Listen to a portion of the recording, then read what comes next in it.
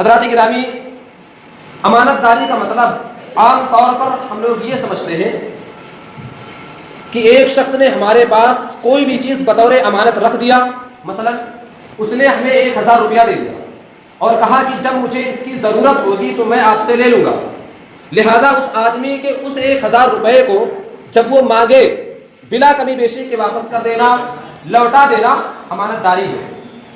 ہم لوگ امانت داری کا مطلب یہی سمجھتے ہیں، اور یقیناً یہ امانت داری ہے، لیکن صرف یہی امانت داری نہیں ہے۔ امانت داری کا اس سے کہیں زیادہ وسیع مفہوم ہے، امانت داری کا اس سے کہیں زیادہ کشادہ مفہوم ہے۔ ہماری اور آپ کی پوری زندگی امانت ہے۔ یہ 60 سالہ 70 سالہ زندگی جو ہمیں ملی ہے، اس کے ایک ایک منٹ کے بارے میں پوچھا جائے گا۔ ہماری زندگی کا ایک ایک منٹ، ایک ایک لمحہ امانت ہے۔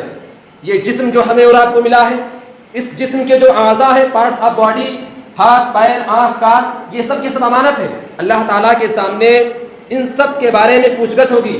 ان آنکھوں کا استعمال کہاں ہوا، کن چیزوں کے دیکھنے میں کیا گیا، یہ ہاتھ اٹھے تو کہاں اٹھے، کس چیز کے لیے اٹھے، ان پیروں کو ہم نے بڑھایا تو کہاں بڑھایا، کس چیز کے لیے بڑھایا، اللہ تعالیٰ اس کے بارے میں ہم سے اور آپ سے پوچھے گا۔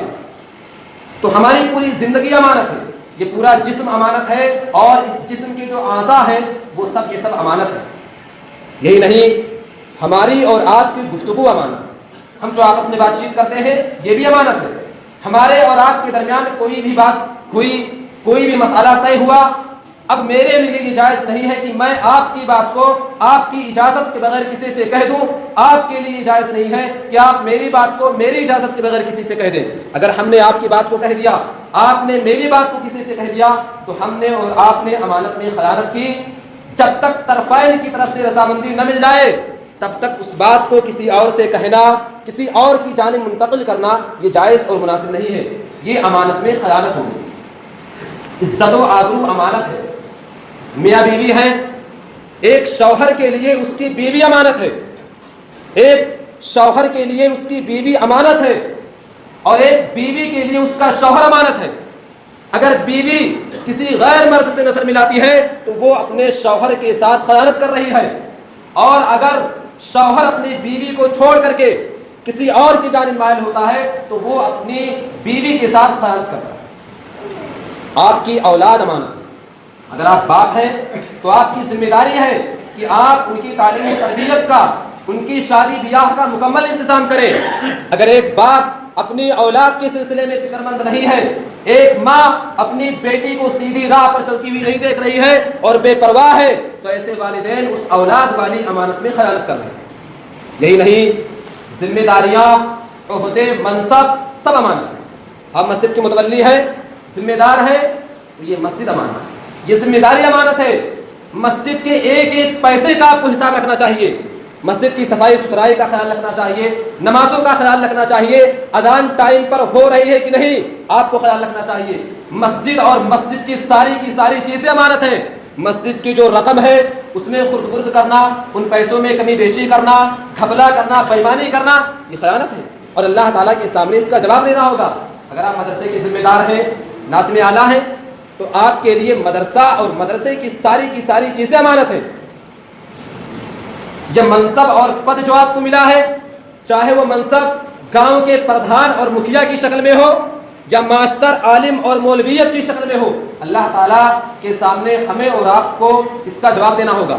حضرات گرامی، پردھانی امانت ہے۔ 5 سالہ دورے پردھانی میں تمہارا کیا ریکارڈ رہا ہے؟ کتنے گھر بسے، کتنے گھر اجڑ گئے، جنتا کیسی تھی، گاؤں کے لوگ کیسے تھے، یہ سب پوچھا جائے گا۔ گاؤں کی سڑکیں اور سینٹر کیسے تھے، یہ سب پوچھا جائے گا۔ نالیوں کی کیا حالت تھی، سال بھر میں، مہینے میں، ہفتے میں کتنے مرتبہ اسے صاف کیا جائے گا، پردھان سے اس کے بارے میں پوچھا جائے گا۔ 5 سالہ دورے پردھانی کے ایک سال، ایک مہینے، ایک ہفتے، ایک گھنٹے کے متعلق پوچھا جائے گا۔ سرکاری پیسے غریبوں تک پہنچے کہ نہیں، پردھان سے اس کے بارے میں سوال ہوگا۔